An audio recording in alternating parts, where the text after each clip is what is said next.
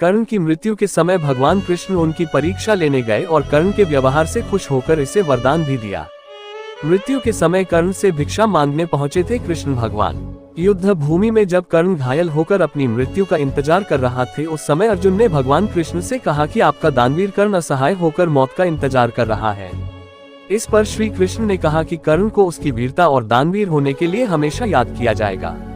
इस बात को सुनकर अर्जुन बोले कि वो सबसे बड़ा दानवीर कैसे हो सकता है। इस बात को साबित करने के लिए कृष्ण भगवान ब्राह्मण के भेष में पहुंचे और कर्ण को प्रणाम किया। 5 वर्ष पहले सूर्यपुत्र कर्ण महाभारत का एक बहुत ही खास पात्र था।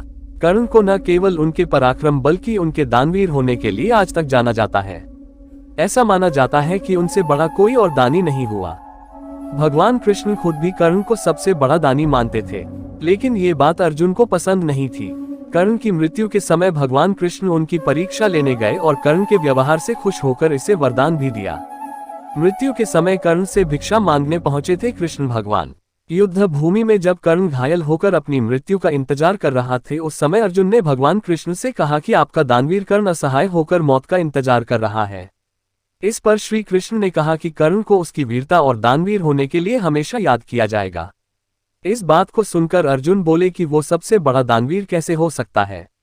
इस बात को साबित करने के लिए कृष्ण भगवान ब्राह्मण के भेष में पहुंचे और कर्ण को प्रणाम किया। इस पर कर्ण ने उनसे वहां आने का कारण पूछा तो ब्राह्मण ने बताया कि मैं आपसे कुछ दान मांगने आया था, लेकिन आपकी हालत देखकर अब कुछ नहीं मांगना चाहता, क्योंकि आप इस हालत में क्या दे सकेंगे। ये सुनकर कर्ण ने पास पड़े पत्थर से अपने सोने के दांत तोड़कर ब्राह्मण को अर्पण कर दिए। इस दानवीरता से प्रसन्न होकर भगवान कृष्ण अपने वास्तविक रूप में आ गए और कर्ण को वरदान मांगने को कहा। कर्ण ने मांगे थे 3 वरदान। कर्ण ने वरदान रूप में अपने साथ हुए अन्याय को याद करते हुए भगवान कृष्ण के अगले जन्म में उसके वर्ग के लोगों के कल्याण करने को कहा।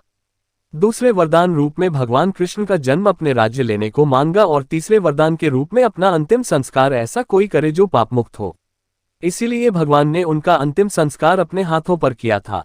नमस्कार दोस्तों, आपसे एक छोटी सी रिक्वेस्ट है।